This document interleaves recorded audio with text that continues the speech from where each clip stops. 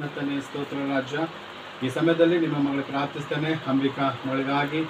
ಅದೇ ರೀತಿ ಭವಾನಿ ಮಗಳು ಪ್ರಾರ್ಥಿಸ್ತೇನೆ. ನಿನ್ನ ಮಕ್ಕಳನ್ನು ಆಶೀರ್ವದಿಸು, ನಿನ್ನ ಮಕ್ಕಳಿಗೆ ಶಾಂತಿ ಸಮಾಧಾನ ಕೊಡು. ನಿನ್ನ ಮಗಳಿಗಿರುವಂಥ ಅನಾರೋಗ್ಯ ತೆಗೆದಿದ್ದೆ ಕೆಲ ದಿನ ಹಿಂದೆ ಕರ್ತಾನೆ. ಆ ಮಗಳಿಗೆಲ್ಲ ಒಂದು ಆಪರೇಷನ್ ಆಗಿ ಮಗಳು ಒಳ್ಳೆಯ ರೀತಿಯಿಂದ ಎಲ್ಲ ಮೆಡಿಸಿನ್ ಕಾರ್ಯ ಮಾಡುವಂತೆ ಮಗಳು ಒಳ್ಳೆಯ ಸೌಖ್ಯ ಕೊಟ್ಟು ಒಳ್ಳೆಯ ರಕ್ತ ತುಂಬಿಸಿ ಆರೋಗ್ಯ ಬಲ ಕೊಟ್ಟಿದೆ. ಸ್ತೋತ್ರ ರಾಜ. ಭವಾನಿ ಮಗಳು ಕೂಡ ಆಶೀರ್ವಾದ ಮಾಡಿಕೊಡ್ತಾನೆ. ಮುಂದಿನ ದಿನಗಳಲ್ಲಿ ಮಗಳು PUC ಸೆಕೆಂಡ್ ಇಯರ್ ಈ ಒಂದು ಜೂನ್ ತಿಂಗಳಲ್ಲಿ ಹೋಗುವಾಗ ಆ ಮಗಳಿಗೆಲ್ಲ ಓದುವಂತೆ ಬುದ್ಧಿ ಜ್ಞಾನ ಕೊಡು. ಒಳ್ಳೆಯ ನಿನ್ನ ಅಭಿಷೇಕ ತುಂಬಿಸಿ ನಿಮ್ಮ ಮಗಳಿಗೆ ಜ್ಞಾಪಕ ಶಕ್ತಿ ಕೊಟ್ಟು ಮಗಳು PUC ಸೆಕೆಂಡ್ ಇಯರ್ ಸೈನ್ಸ್ ಒಳ್ಳೆಯದು ಪಾಸ್ ಆಗಿ ರ್ಯಾಂಕಲ್ಲಿ ಪಾಸ್ ಆಗಬೇಕು. ಮತ್ತು ಕರ್ತನೆ ಸೆಕೆಂಡ್ ಇಯರ್ ಮುಗಿದ ಮಗಳು ತನ್ನ ಇಷ್ಟದಂತೆ ಕರ್ತನೆ MBBS ಸೇರುವಂತೆ ಆಶೀರ್ವಾದ ಮಾಡು. ಅದಕ್ಕೆ ಒಳ್ಳೆಯ ರ್ಯಾಂಕಲ್ಲಿ ಬರಬೇಕು. ಅದು ಬೇಕಾಗಿರೋದು ಎಲ್ಲ ದುಡ್ಡು ನಿನ್ನ ಮಗಳಿಗೆ ಅನುಗ್ರಹಿಸು. 5 ವರ್ಷ ಮಗಳು MBBS ಕಲಿಸುವಂತೆ, ಆ ಕಲ್ತ್ಕೊಳ್ಳುವಂತೆ, ನಿನ್ನ ಮಗಳಿಗೆ ಒಂದು ಡಾಕ್ಟರ್ ಓದುವಂತೆ ನಿನ್ನ ಆಶೀರ್ವಾದ ನೀ ಮಾಡಬೇಕನ್ನ ಪ್ರಾರ್ಥಿಸ್ತೇನೆ ಸ್ವಾಮಿ. ನಿನ್ನ ಮಗಳಿಗೆ ಆಶೀರ್ವಾದ ನೀ ಕೊಟ್ಟೆ ಕೊಡ್ತೇನೆ ನಂಬಿ ನೀನು ಸ್ತೋತ್ರ ಹೇಳ್ತಾನೆ. ಬರೀ ಕೊಟ್ಟ ತಂದೆ ತಾಯಿಗಳನ್ನು ಆಶೀರ್ವಾದ ಮಾಡಿ, ಅದೇ ರೀತಿ ಮಗುವನ್ನು ಆಶೀರ್ವಾದ ಮಾಡಿ, ಅಂಬಿಕಾ ಮಗಳನ್ನು ಈ ಮಗು ಕೂಡ ಆಶೀರ್ವಾದ ಮಾಡಿ, ಇದು ಕೂಸಿಗೆ ನಿನ್ನ ರಕ್ತ ತುಂಬಿಸು.